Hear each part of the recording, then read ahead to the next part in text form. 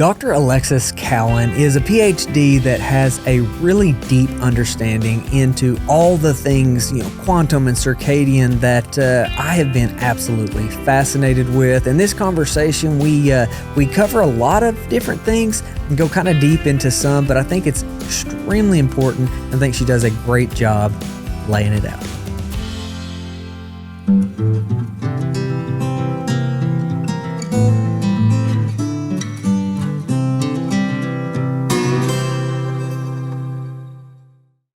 Alexis, thank you so much for taking the time to visit with us. I have thoroughly enjoyed listening to your podcast and some that you've been on with friends of mine. And Lisa Fisher is how I came across you, dear friend. She's got Lisa Fisher Said podcast and does a great job just going all over the place. But do that brief introduction for you, because you've got quite the story, and we're going to take a deep dive into a lot of these things with metabolic, quantum, circadian aspects of health that matter a whole lot. Yeah, absolutely. So hi, my name's Dr. Alexis Cowan. I'm Dr. Alexis Jasmine on Instagram, which is where I'm primarily active. And I love to post about light and metabolism and sometimes the microbiome as well. But basically, with regards to a background for me, I did my PhD at Princeton in the Rabinowitz lab, which is one of the top metabolism research labs in the world. And after graduating from there in 2021, I started my business, which is basically working with like high performing athletes or individuals looking to optimize performance and health. Also, a lot of people who are just disenfranchised with the standard medical approach and want other options on the table. And so I started my business in 2022. I went back to UPenn to do a postdoc in 2023 that I wrapped up earlier this year. And that was a microbiome lab, but really that lab is concerned with, it's Christoph Theis's lab, and it's concerned with how environmental inputs shape health and biology. And so now I'm really just back to focusing on my business and also putting together the funds and resources I need to build out my own lab. I'm hoping to open a light research lab sometime within the next year or so, maybe even at Princeton. We'll see. I'm going to be pitching some PIs there later this year on the topic that is just so important to me and of interest to me as it relates to my practice and also for my own personal health. I came across Jack Kruse's work last spring of 2023, and it just absolutely changed my life overnight and completely revolutionized the way I thought about science and what I thought I knew in science. After, studying over 10 years, it was really, really hard to surprise me or like make me excited about anything, because it's just like everything. I just felt like I kind of knew all of the basics, and sure, you could go out down some like little tangent rabbit holes on specific pathways or molecules, but it's just like more of the same. But this light paradigm really just completely changed the way I thought about biology in general. And so for me, that was completely out of left field and unexpected, because I'd been in this space for so long. Like I really didn't see it coming. And maybe just for some personal background briefly, I had a lot of health issues as a child. I had a lot of dental issues, mold exposure. I had Lyme 3 times. I was obese. I had a lot of skin issues, respiratory issues. I lost 100 pounds like 13 years ago, and then developed IBS and an eating disorder, and then worked through that. And so I've basically been on this health journey myself as well. That's really motivated me to be able to understand health and biology at a very deep level so that I could help other people and myself to navigate these areas. Also from a more unconventional or decentralized point of view, because I was failed so frequently by that mainstream system as a kid. Like I never had any respect for it whatsoever. I always saw the limitations because I was directly encountering them and experiencing them in my life. So I've really just kind of from a very young age been driven to create a new paradigm and contribute to the development of a new paradigm, similar to exactly what Jack is pushing for as well. So I really feel like I found an incredible community by finding this space and these topics as well, which I'm very, very grateful for. Yeah, absolutely. And the community's a pretty tight-knit group, in all honesty. So I've been very fortunate in getting to know a lot of the players, and it's honestly, when it starts clicking, you can't unsee it. And it's so unbelievably connected. So I want to start by going with what you've been focused on with kind of these high performance athletes, and I want to tie together the extremes. Okay, so For me, my son's stage 4 diagnosis of cancer when he was 5 is what motivates me to continue to learn and tie it all together. So let's go through the high performance athlete compared to something as extreme as cancer or chronic disease. What is that disconnect there? Yeah, so I mean, the first thing that's most important on this topic is that athletes are humans firstly. The second point being that a lot of athletes are good at what they do despite what they're doing and not because of it.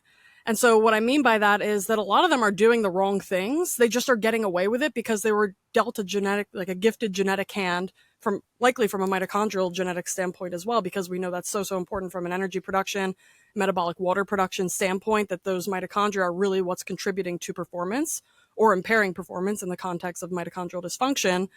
And so these athletes are often dealt really good hands that, they're just gifted, whether it's biomechanically, like their joints are arranged in a specific way that they're able to get more mobility or like can withstand more wear and tear, or their muscles can withstand more work, let's say.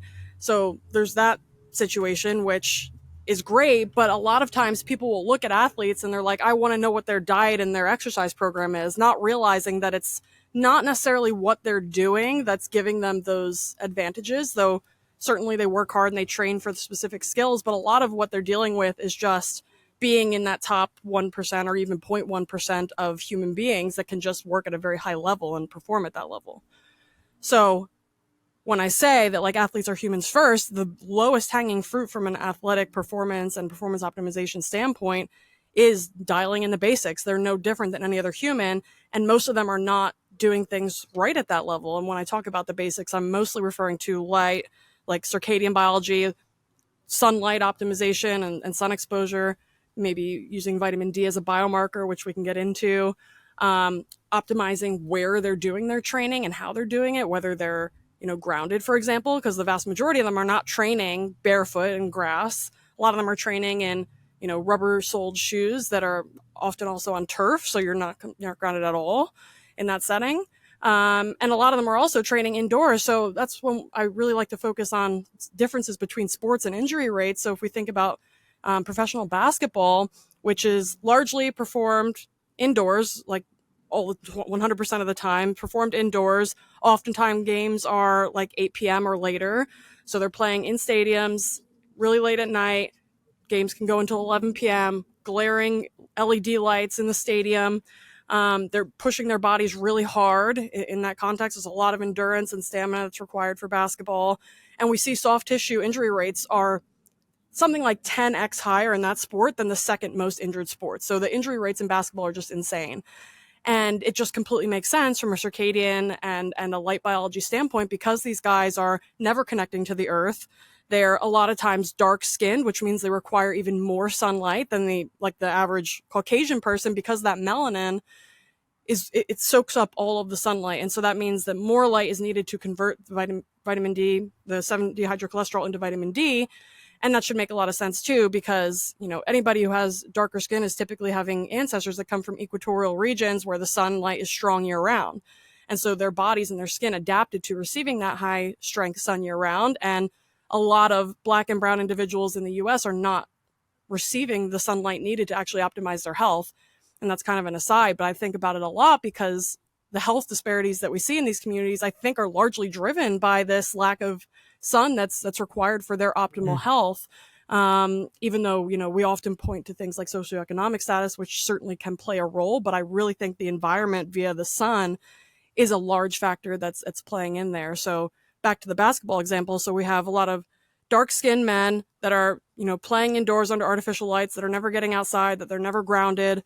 And, it's just a recipe for disaster for mitochondrial health. And so if we're focusing on athletic performance and optimization, it's really just reconnecting to nature, making sure their mitochondria are being supported through adequate sun exposure, through circadian alignment, through seeing the sunrise and sunset whenever possible, through getting enough midday sun to optimize their vitamin D status, and not wearing contacts, sunglasses, prescription glasses while they're doing that, because we need that input to the eyes and the skin simultaneously.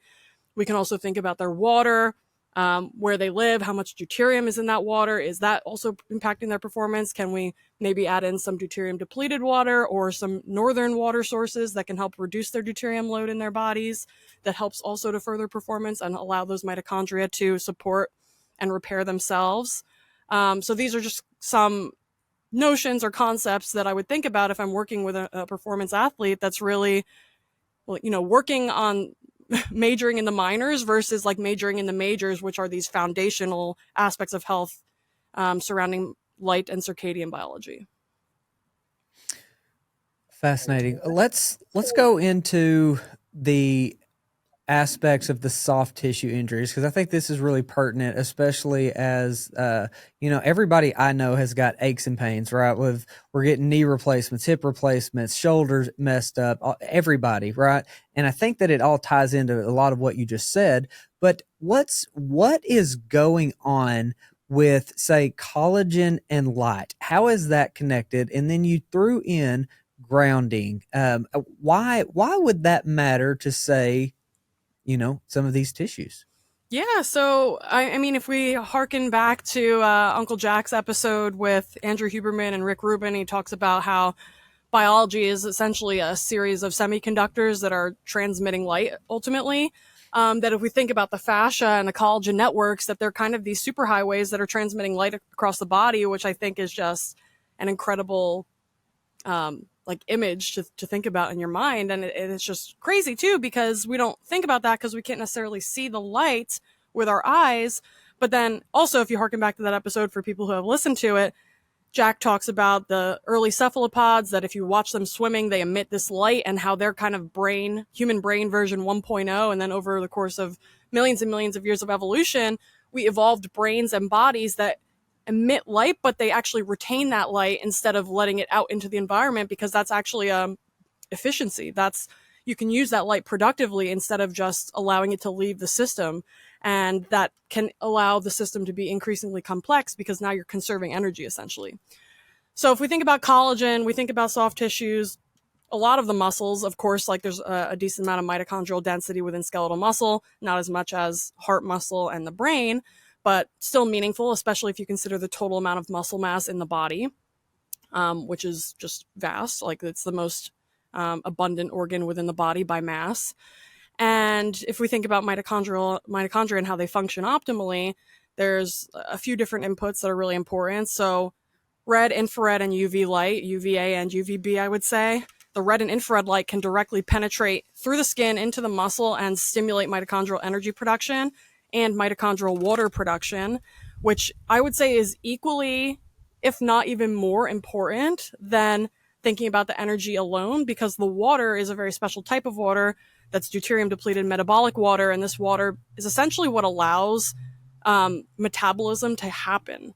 And so the way that we often talk about and think about metabolism in like a biochemistry class is that it's all facilitated by this adenosine triphosphate, or ATP, that's providing free energy. But what's actually happening is that ATP is allowing proteins to open up and change their shape, and that allows water to come in. And it's specifically this like special form of water called like fourth phase or exclusion zone water that can come into the new geometry of the protein, and it can facilitate a reaction, for example, converting one metabolite into another. And so it's really the water that's the star of the show there. And I know Jack talks about this a lot too, but Gerald Pollack's work, he's the one who discovered fourth phase or exclusion zone water, he's never done his experiments with deuterium depleted water, but the hypothesis is that if you were to do those experiments, that you would actually see that exclusion zone water forms even more readily in the absence of deuterium. And so when we're supporting the natural metabolic water production that is deuterium depleted, that's going to further support the formation of this exclusion zone water that's absolutely critical for metabolism to happen. And so this exclusion zone water is being made, especially if you think about, you're exercising outside, let's say, because you're getting infrared and red and UV light if it's the middle of the day. And let's say you're also barefoot in the grass and you're doing sprints or whatever conditioning training, you're doing it outside. So now you're not only demanding your muscle to make energy and water, but you're also supporting its ability to do that through the exposure of that light. So the red and infrared light, like I said, directly stimulate energy and water production. The UV light helps to structure that water into that fourth phase exclusion zone state. And together, it makes a lot of sense that nature would provide all of the inputs together that we need to thrive. And that's the environment that we evolved to be in. So together, all of this can accentuate performance and support the way that those tissues are meant to function. Because you can think about it, when these tissues start to become dehydrated, let's say those mitochondria are not functioning optimally, you're not making enough water. Now you can start to get friction, you can start to get loss of tissue function, because that hydration aspect is so important when it comes to metabolism actually happening. And if you're demanding a lot of work from your muscles, metabolism needs to be optimized. Otherwise, you're going to basically be running out of steam early, you're going to be more injury prone, etc. And if we think about joints, well, all of that fluid that's within your joints, that's secreted by cells. And so if your cells aren't adequately hydrated and they don't have enough fluid to secrete and to optimize that joint's lubrication, then you could also see, that lubrication beginning to wane as well. And so when we think about hydration, it's so important. And primarily that's related to the water that our bodies are making and not the water we're drinking, though the water we're drinking can have an impact.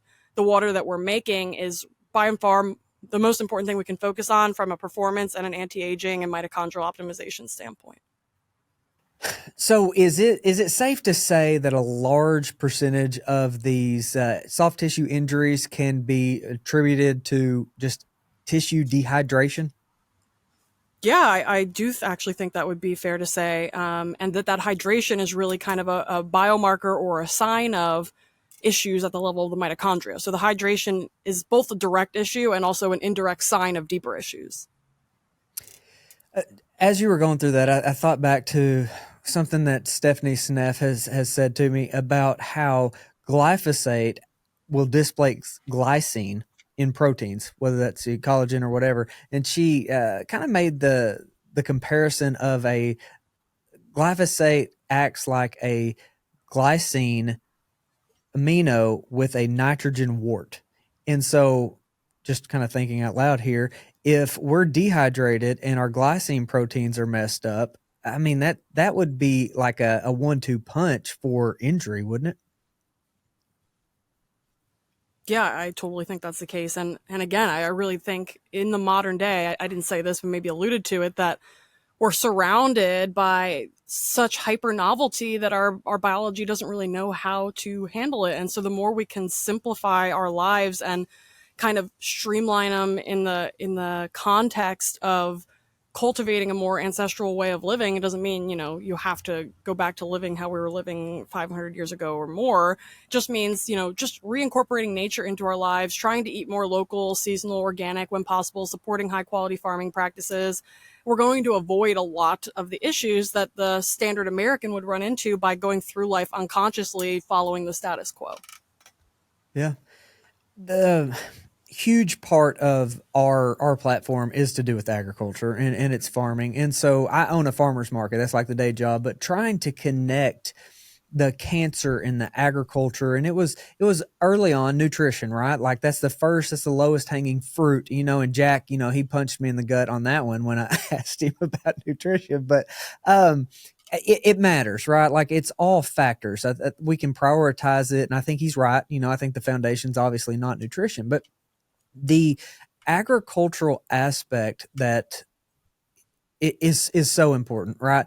And Alexis, something I want your take on with the microbiome aspect that you've got, tying in together the glyphosate issues with the antibiotic aspect of that, the chelation components of glyphosate with the mineral deficiencies, because I really think, again, this may be an oversimplification, but disease is going to be a energy deficiency, and that in most parts is going to be a toxicity or deficiency, whether it's minerals, it's light, it's all of these things, right? The toxicity of glyphosate coming in there. So how do you lay that out for, say, an athlete? And I'm really want to get into like the people that are dealing with chronic diseases too, but I think we can glean so much from these high performing athletes.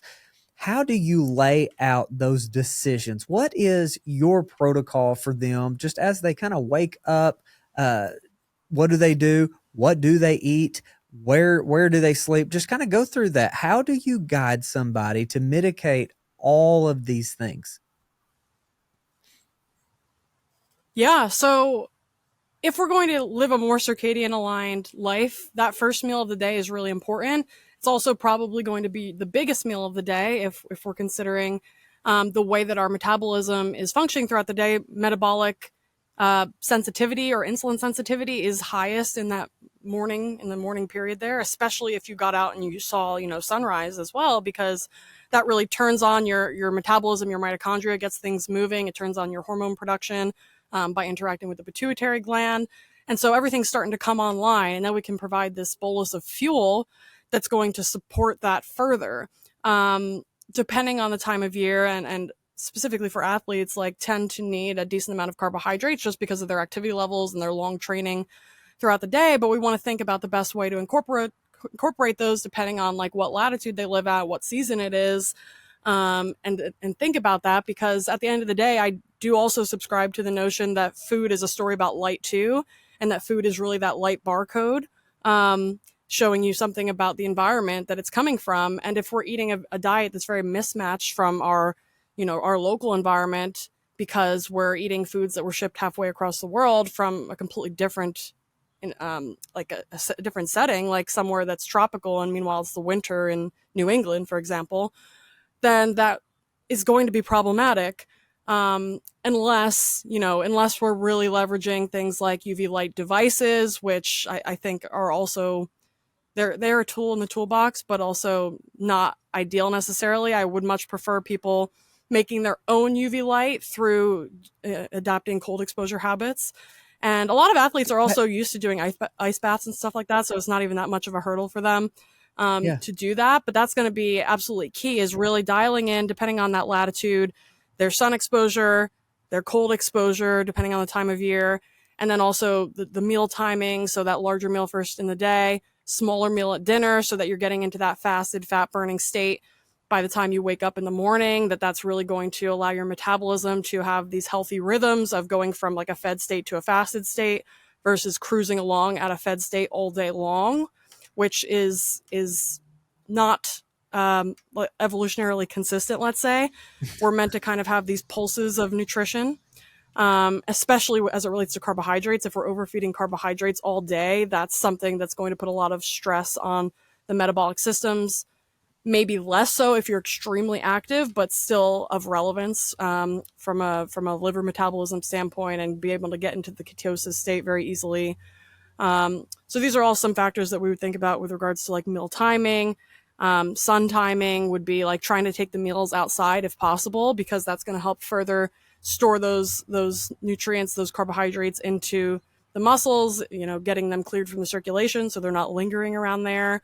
Leveraging, we can leverage things like ketosis depending on the sport. So there's a lot of sport specific advice that can come into this. So we could either leverage ketosis or exogenous ketones if we're really trying to, improve either metabolic health or also like endurance and mitochondrial function. So depending on the context, there can be a use for that.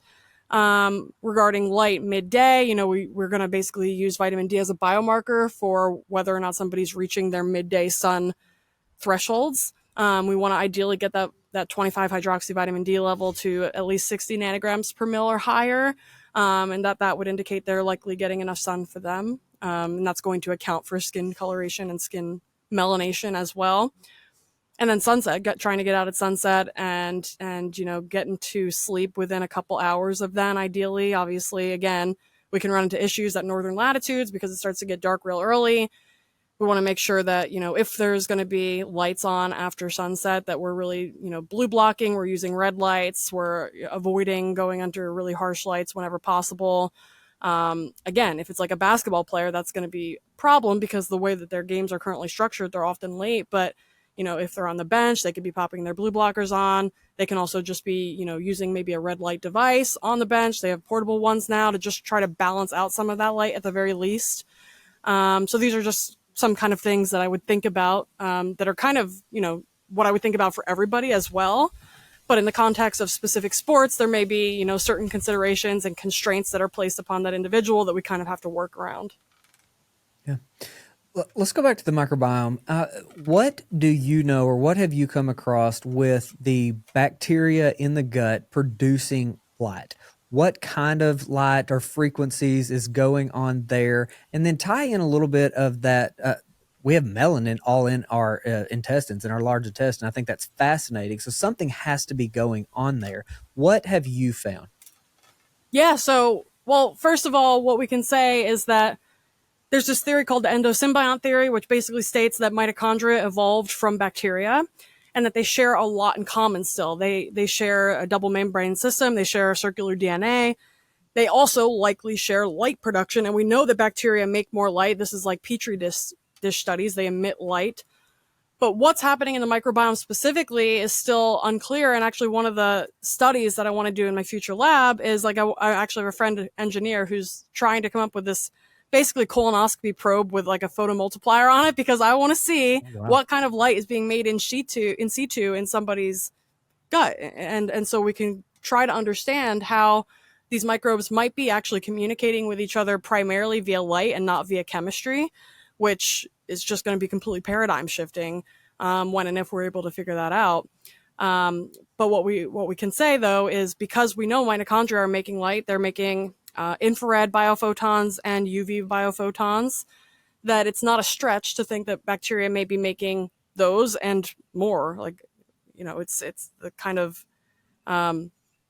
open-ended at this point. I mean, there's a very broad light spectrum everywhere from, we have our visible light spectrum, our red through violet. We have our infrared, and that's near infrared and far infrared. We have our UV, our UVA, UVB, UVC. There's even beyond that. We have the radio waves, and obviously like the alpha, beta, and gamma waves. And so, I think there's a lot to learn with regards to which type of light that bacteria might be making. I don't really have a hypothesis on it at this point, because we just need to see it. They could be making a whole range, like across that spectrum. And depending on, what food's coming in, depending on what environment that person's in, depending on how much sunlight that person's getting on their skin, it's going to modulate that microbiome composition and diversity, and likely change the types of light that are being transmitted and produced within those microbes and within those microbial communities. So I think it's going to be really interesting, especially for me, because I was like obsessed with the microbiome before finding out about the light story. And I thought the microbiome was like the thing that everybody needed to focus on, that it was just this really important foundational thing. And then I realized like, oh, wait, like actually light's controlling that too, because, there were these papers that came out not too long ago showing that UVB light directly modulates the microbiome via this gut-skin axis, and that the reason diet has emerged as this really important player in microbiome health and disease is because we removed all the other inputs that are supposed to be shaping the microbiome. Primarily, those are being in natural environments, which exposes you to a vast amount of biodiversity, and then also that sunlight on your skin, which is interacting with the microbiome via this gut-skin axis. And so, because modern humans have removed the natural environments and moved indoors into these semi-sterile environments, and also removed the sun from our lives because we're told this propaganda that it's bad for us and it's toxic and it's going to kill us, now we're just left with the dietary input that's shaping the microbiome, which does have an effect, but it's not meant to have such a large effect. The only reason it's the case is because we're in the absence of those other two really important inputs. Yeah. So one thing that, well, for one, like I think bacteria are producing all kinds of stuff that we don't fully understand, different metabolites, even to the point of gases, right? Like different gases that have all kinds of effect. And especially when we're looking at the mitochondria, if the mitochondria produce CO2, metabolic water, and light, heat, I think that the bacteria doing something similar is not a stretch by any means. But one thing I have not seen many people talk about that I just feel like is a big glaring omission is the fungal side of the microbiome. So the mycobiome, right? Like we don't ever really talk about that. And it's my understanding is it's huge in how much larger it is than the bacterial side. So do you have any thoughts on that, being as, that was your world too at one point? What is going on the fungal side? Obviously super high level. Yeah, so I think the fungi are really interesting. And can you hear that stupid dog barking? It's not mine. I'm sorry. You're good. I'm good, yeah. So on the fungal side of things, I think it's really interesting because a lot of times people will think about fungal organisms and fungal overgrowth as this bad thing and we just need to like kill them and that they're doing us harm. But even in the context of like fungal overgrowth, they're really there to scrub up excess glucose. So if somebody has mitochondria that aren't working well, and that glucose is lingering in the bloodstream longer than it should, those fungal organisms can begin to consume that glucose, and it actually helps to clear from the circulation more quickly. And that actually helps to prevent some microvascular damage and nerve damage that could occur if hyperglycemia is occurring for a long period of time. So in the acute sense, they're actually serving a really important function in the context of maintaining like healthy glycemic balance, let's say, and just avoiding these really big spikes in sugar. But the spikes in sugar also drive more fungal overgrowth, and then over time we can get this imbalance, and these fungi can actually dig into the intestines with these structures called like hyphae, which are kind of roots that dig in, and then they can become very stubborn. Those infections can become like long lasting, and then those mycotoxins can be secreted, and that can impair immune function. So in the long term, we can run into issues. But naturally, in a healthy microbiome, there's going to be plenty of fungal organisms, including candidas and other ones that are serving an important role. And I also agree that we're just beginning to scratch the surface on the role of these different organisms, how they talk to each other, how they communicate and cooperate. Also, the virome as well is massive within the gut. These viral, they're not technically organisms, but I'm just going to call them that for lack of a better word. Viral organisms, fungal, bacterial, they're all coming together into forming this ecosystem that can facilitate health or can facilitate disease depending on the composition and the ratios of those organisms to one another. It's really meant to be a balance that's similar to, like, akin to, like, let's say regenerative farming or wildcrafting, versus many modern humans have these monocropped guts that are facilitated by poor environments and poor diets that now don't have the bacterial and other organism diversity to withstand assaults, essentially, so that it becomes more fragile and vulnerable to infections and can create inflammation within the gut lining and things like this. So I think it's an ecosystem in the same way that we like look into nature and see ecosystems. It's the same exact thing. And in both cases, we're just beginning to scratch the surface on how those ecosystems come together to form like the symphony that is life. Yeah, fascinating. What's really kept the fungal aspect front and center for me is it's tied directly to cancer. I don't fully understand if it's more of a positive, more of a negative, but there's definitely a massive connection there. And I think that if it's also about balance too, getting out of balance, the fungus can take over. It can completely cause a lot of endogenous toxins to be produced, and there's definitely a negative, right? But on the other side of that, understanding how plants in soil respond when they have the full connection there, right? The mycelium is all in the soil. It hadn't been tilled, destroyed with different chemicals. The plants thrive, right? There's a symbiotic aspect there that is really important. And so to me, I see honestly more connections between us as human beings and the soil than differences, because there's all the same ingredients, right? It's the same makeup and with all the biology there as well. So I just think that's a topic I want to understand more about, and I just don't hear very many people discussing it. I think of the movie Avatar, right, and how everything's interconnected with that, the glowing, different tentacle things, and I think that is exactly what fungi are doing in nature. Yeah, I completely agree. I think they're playing such an important role. I mean, Paul Stamets talks about like the wood wide web, that's basically like the internet of the forest. That these mycelium are communicating vast amounts of information between plants and between each other, and that without them, when that communication is lost, the plants suffer. They're not getting the nutrients they need necessarily. They're not able to adapt to their environments as well or sense the environments as well. And another way you can think about it too, which is like kind of psychedelic way to think about it, but you can kind of think of like plants and nature as being our organs too. They're just outside of us because we can't live without them, right? Like they're making oxygen that we need to breathe, and we're making carbon dioxide that they need. And it's this interplay that like everything in the ecosystem is required for everything else to survive and to thrive. And so by constantly thinking of these things as like separate from us, this very separatist mindset, I think is what's led us down this very reductionist, nihilistic, and just like, I don't know, like God absent society, where we're just so wrapped up in like the reductionist mechanistic view of science that we're completely missing the bigger picture of how everything is truly connected, and we need to support the health of the whole in order to support the health of ourselves. Yeah. Again, I agree. I agree wholeheartedly. To tie in this topic, the medicinal aspect of mushrooms, say chaga, reishi, turkey tail, there is so much evidence that they are powerful, right? And especially the chaga with melanoma. That has been it's laid out there. There's all kinds of supportive things that chaga has a positive impact on melanoma. So where I was diving into that, trying to understand, is chaga, especially the outer, is loaded with melanin. So with that, and I cannot take full credit for this by any stretch, but one of my dear friends, Dr. Petra Davlar, she's kind of pushed me this way too.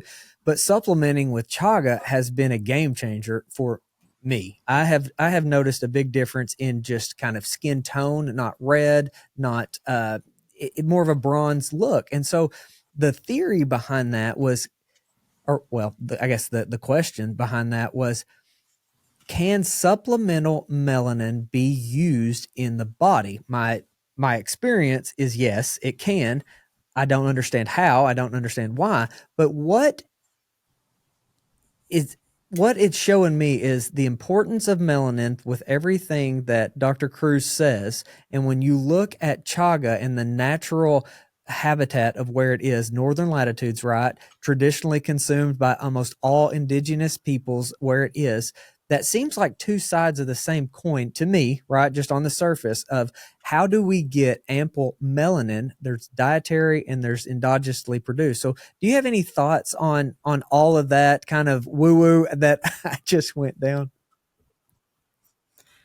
Yeah, I do. So, I mean, first, what I'll say is that anything that can support mitochondrial function in the skin can support melanin in the skin, because mitochondria are required to make melanin on our surfaces. And so, if our mitochondria are highly dysfunctional, let's say we're under a lot of artificial light, we're not exposed to enough red and infrared light, we're eating a diet really high in like omega-6 polyunsaturated fats and not enough omega-3s, so we're just having more inflammation on our surfaces as well.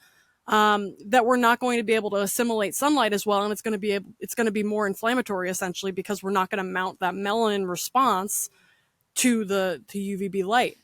So anything that can support that process is going to help.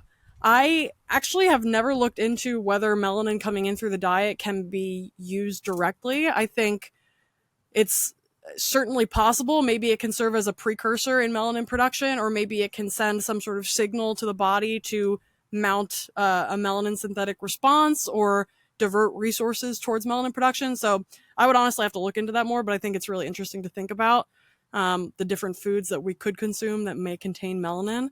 I mean, presumably any animal food that we eat, like all mitochondria and all cells should have a sheet of melanin in them. So there's likely melanin in most animal foods, obviously in some fungal foods as well. Melanin's really common within the fungi kingdom. So I think it's a really interesting question. I don't think it's completely implausible, but I think I need to look into it a little bit. Yeah, let me know what you find out there, because I was down to squid ink and chaga, and like, how do you do it? And then all of the squid ink stuff that I could find, I was a little like hesitant, right? Like it was a lot of Asian cultured soups and different stuff, and I thought, that'd be cool, but chaga would do the same thing. I think I'd rather put some of that in my coffee. But it's just fascinating, and there's some sort of connection there. And I think going back to ancestrally speaking and latitudes and everything that Jack talks about, I think there's something there. Not somebody smarter than me is going to have to figure that out. But with melanin, what have you been just kind of amazed with what it does? Because it's so much more than a tan or just color. What has amazed you about melanin? So much, honestly. And I mean, just personally, what I'll say is that, so I'm, for anybody who's not watching, number one, I'm sweating bullets because it's like 95 degrees, but ignore that. Number two, I'm mixed race. So my mom's side of the family is Scandinavian. My dad's side is West African. And so I grew up in a very like rural Caucasian part of New Jersey, like Northwest New Jersey, all like farms, cows and corn essentially. And I always felt very much like an outcast because I didn't have anybody around me that looked like me. And there was a part of me that always kind of resented that to a certain extent. But when I found this light story, like, it's honestly been like a whole transformation of just like self-love, self-acceptance, and like embracing that part of myself. But finding the light story just blew my like mind open about how like the relationship of melanin and health and how powerful melanin can be is just such a game changer. So to highlight a few things, melanin on your surface, when it interacts with sunlight, can split neighboring water molecules into hydrogen gas, oxygen gas, and 4 free electrons. So the hydrogen gas can both serve as a direct, very potent antioxidant, and can also be separated into protons that helps to support mitochondrial energy and water production. Oxygen gas is the primary terminal electron acceptor in mitochondria that facilitates the flow of electrons to make energy and water. And then the free electrons can, of course, directly also power those mitochondria. So simply by being out in the sun, if you have melanin on your skin, you're able to virtually eat the sun without putting a single calorie into your mouth, because you're essentially creating the building blocks that are needed to facilitate energy and water production in those mitochondria without doing anything else except getting your skin in the game, as Jack would say. So that's one thing. Another thing that I learned is that melanin is a really powerful heavy metal chelator.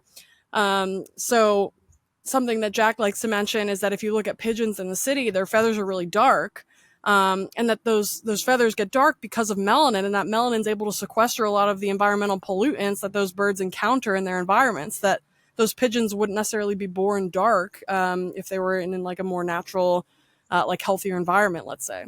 And so that melanin is really able to serve as this potent chelator of heavy metals. So if somebody has a lot of occupational exposures, or whatever exposures they may have encountered heavy metals, or just a lot of brake dust and things like that, that melanin is actually able to really be supportive in pulling those heavy metals out of the bloodstream and protecting you from them, protecting your nervous system from them, where they can have really harmful effects.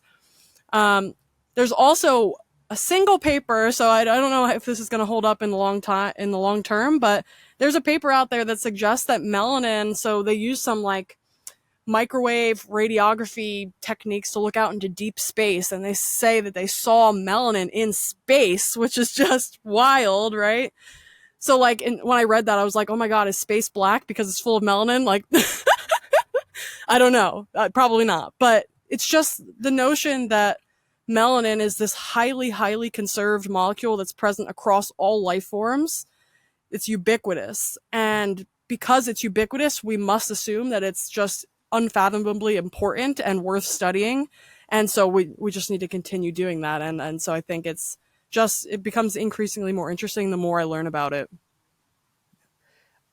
What gets me is some of the places that it's highly compact, right? Like cardiac plexus, the cochlea of the ear, just the retina, right? Rods and cones. There's all kinds of places that really don't seem to make sense until you start diving into it, right? So go into a little bit more on you alluded to it. You went through how melanin will use light to separate water to go through energy production, but what does that really mean? Can you go into a little bit more detail on what's going on there with the conjunction of light, melanin, and water? Yeah, so I mean, the way that I think about it is that melanin is kind of strategically placed in areas that have a very high demand for energy, or that if these areas were to be compromised, that your survival would be threatened. So evolutionarily, it must have been advantageous for these areas to be protected or supported by melanin in order to facilitate their function. So I know Jack talks a lot about how wherever you have a sensory organ, you see melanin, and whether that's like in the mucosa of the nose, whether it's in the deep parts of the ear, whether it's in your eyes, on your skin, that all of these regions have melanin associated with them that are likely facilitating the sensory experience itself. And that sensing is actually like quantum biologic at its core. And that melanin is this intricate player in the transduction of light into, like, from the outside in, let's say. And so I think that's a really interesting way to think about melanin. Also, actually, DHA as well. So the long chain omega-3. There's this incredible paper by Dr. Crawford. I think it's from like maybe 2019 about the quantum biologic nature of docosahexaenoic acid, or DHA, and how it's able to use quantum tunneling essentially to convert photonic energy from the sun into electric energy in the body, and that's why it's so concentrated in the retina and the brain. So the retina is like 60% DHA and the brain is like 30% DHA by weight, and that DHA is literally allowing you to render reality moment to moment. So it's really working at this quantum level that's, without it, we can't have the level of the processing and essentially the quantum computers that are in our heads. We can't have that without the DHA, and that's why it's also highly conserved. So as it relates to melanin, we also see melanin in places like the substantia nigra of the brain, which is what starts to lose melanin in Parkinson's disease. And I think that's really interesting too, because we know that Parkinson's disease is a disease of the dopamine system, and that as those dopaminergic neurons start dying, we see the melanin also start to be depleted. We also know that tyrosine, the amino acid, is the precursor to both melanin and dopamine, and that if you can actually break down melanin to make dopamine if you have to. And so I wouldn't be surprised at all if in Parkinson's disease we're essentially getting failure of mitochondria in that region that is creating a state of hypoxia that's driving melanin degradation into precursors that can be used to make dopamine instead. And so we're essentially depleting down that area of the melanin in order to support the immediate need of dopamine, but at the expense of the long-term survival and health of the organism. And so that's one example of I think, how melanin can be protective. You could also think about it as like that melanin's there to serve as kind of this like buffer against hypoxia, or like low oxygen conditions. So like if you need to sustain this structure's function in the context of like a fight or flight survival state where everything's going wrong, then you can actually begin to break down that melanin and use it however is needed, whether it's as a way to assimilate light that can then power that area or that structure independently of food coming in or nutrients coming in, or whether it's to break down that melanin to use as a precursor for something else. I think there's a lot of this interplay between melanin serving as kind of this buffer of the function of specific organs and structures within the body. So I think it's just absolutely fascinating. I'm really eager to continue studying it also in my own lab. I think there's just so much we can learn still.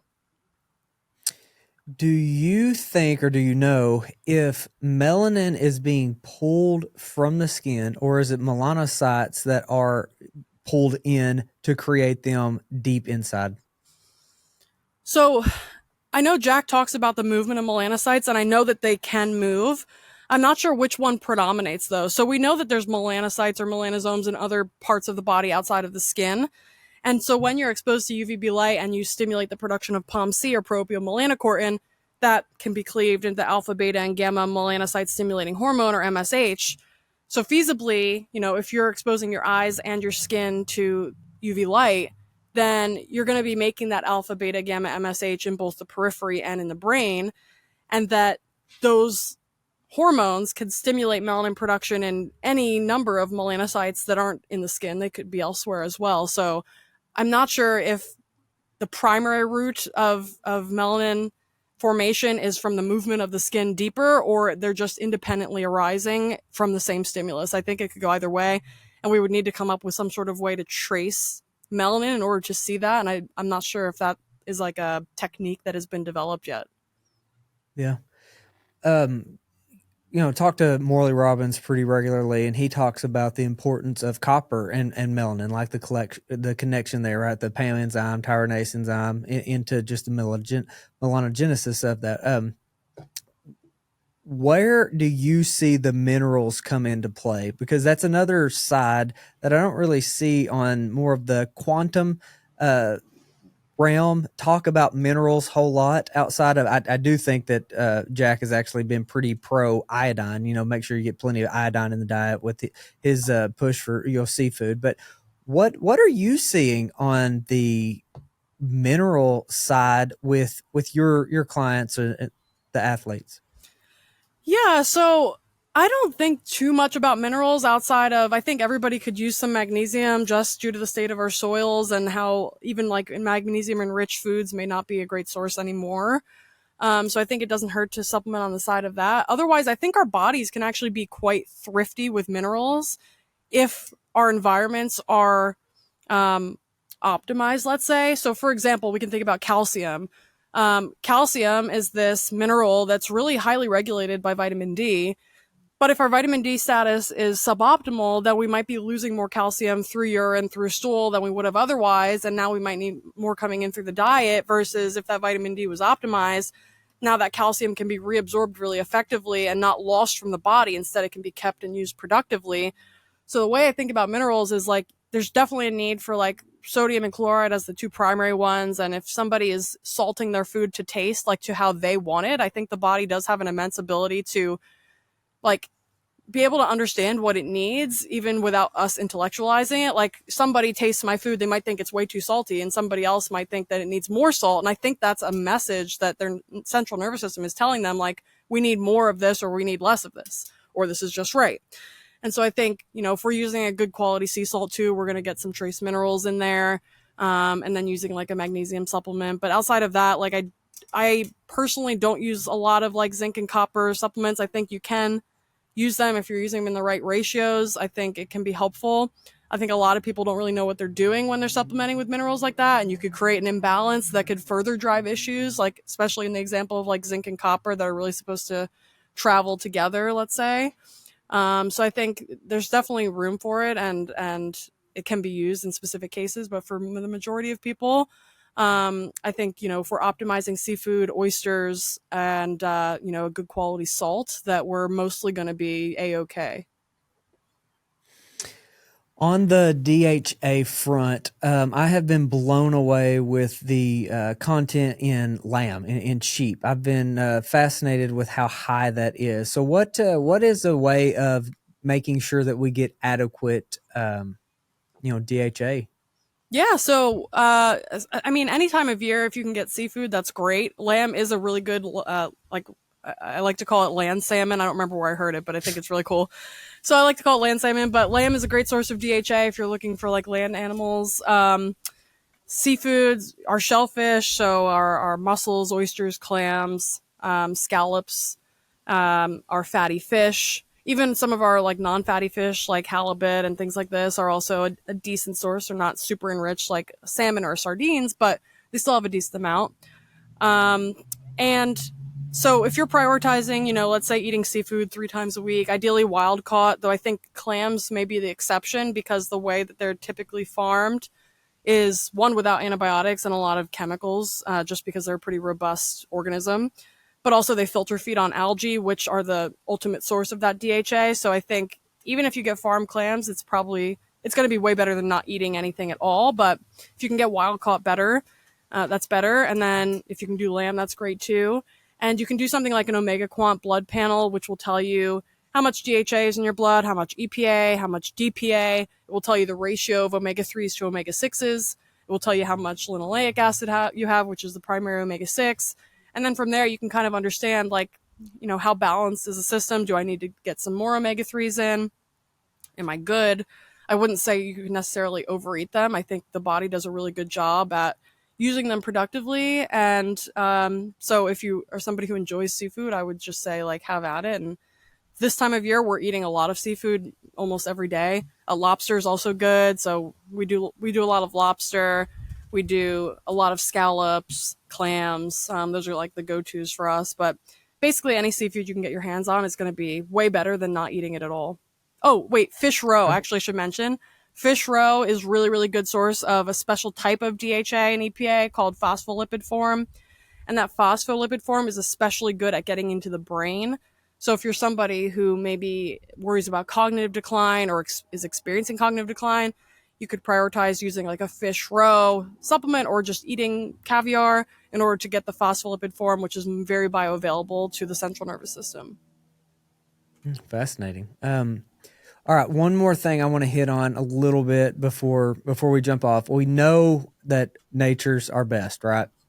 But I live in a temperate area, right? And I'm already thinking, how am I going to do a lot of these things, especially with my kids? I've got four with in winter and, later mornings or earlier evenings. So what kind of technologies do you think are kind of like the pinnacle of what we should consider? Because, and let me tell you why I want to know your opinion on that. When Lander was diagnosed with cancer, following Dave Asprey, Juve was the red light that he was promoting, right? And that's what I got. And so, as going through this with Jack, he basically said, well, you got the worst one you possibly could have got. So why is the technology nuances so important with, say, red light therapy or even like the infrared saunas?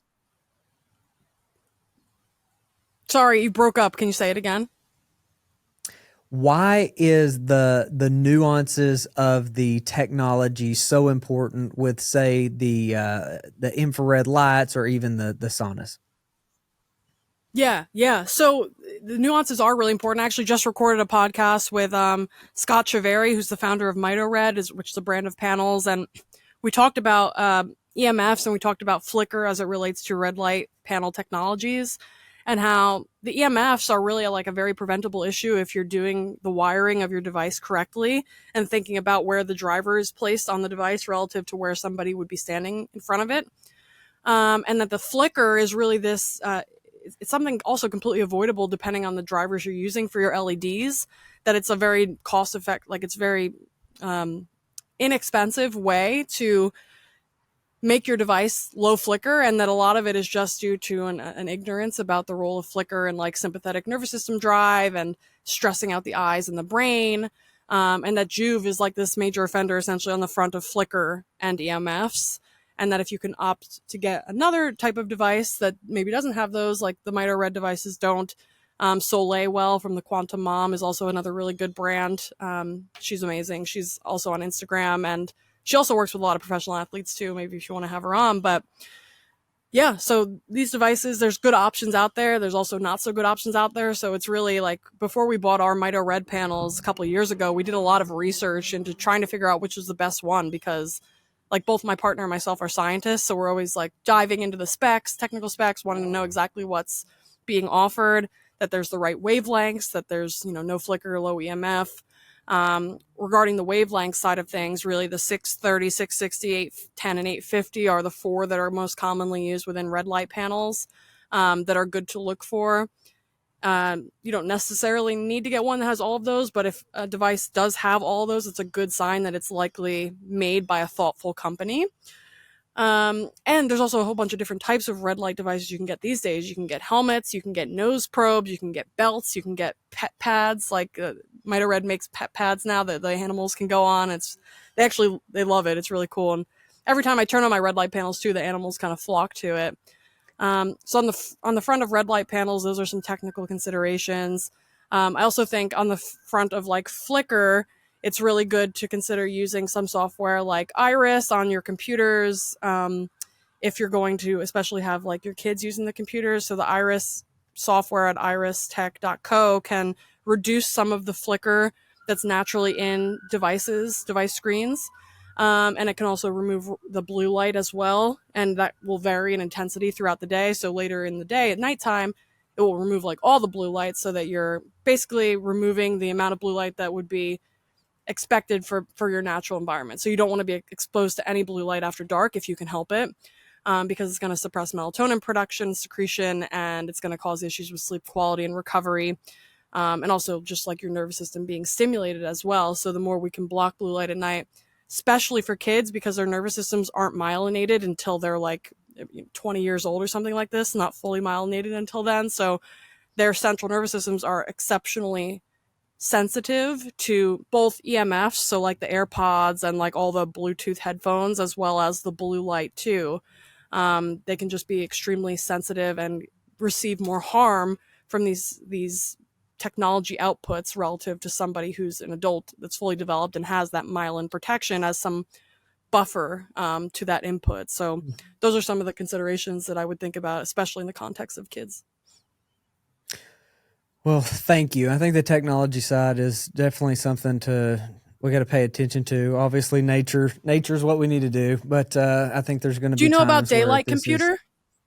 Absolutely, yeah. And Tristan is a good friend, and Anjan's great guy. They're doing incredible work. Yeah, I'm really excited about that. I think they're really setting the tone for the future of technology, honestly. Yeah, they're changing the game. I think it's a big deal. All right, well, let's get all of your information. Where can we go to find more about what you're doing and follow along in on the journey? Yeah, so I'm primarily active on Instagram at this point. I'm at Dr. Alexis Jasmine on there, JAZMYN. I'm pretty good at answering DMs at this point, though as my following increases, it's becoming more and more hard to answer everybody. But at this point, I'm still answering everyone. So if you have questions, comments, whatever, send them to me. I'll get back to you. I post almost every day. I teach some classes. I have some protocol offerings. So I have lots of like goodies people can find on my page, ranging from free to paid offerings as well, depending on what somebody's looking for. And yeah, there's going to be lots of other stuff coming along the pipeline as well that y'all can stay tuned for, including like some more group. We have a currently live class, but typically we run like live groups each month. We had a circadian reset program for the spring equinox that's still 50% off right now, actually. So people can join that if they want to learn more about circadian and light biology and mitochondrial biology and all this fun stuff, as well as self-regulation and breath work and meditation. And so we have lots of goodies over on my page. You can check it out. And yeah, if you have any questions, just reach out. I love it. I love what you're doing. Appreciate your time greatly. I think there's so much we need to follow up on your wealth of information. And again, thank you so much. You're so welcome. This was a pleasure. Thank you for joining us in the Sowing Prosperity mission. If you like this content, like and subscribe, share with your friends. Be sure to check out sowingprosperity.com. Sign up for the email. We've got so much more work to do.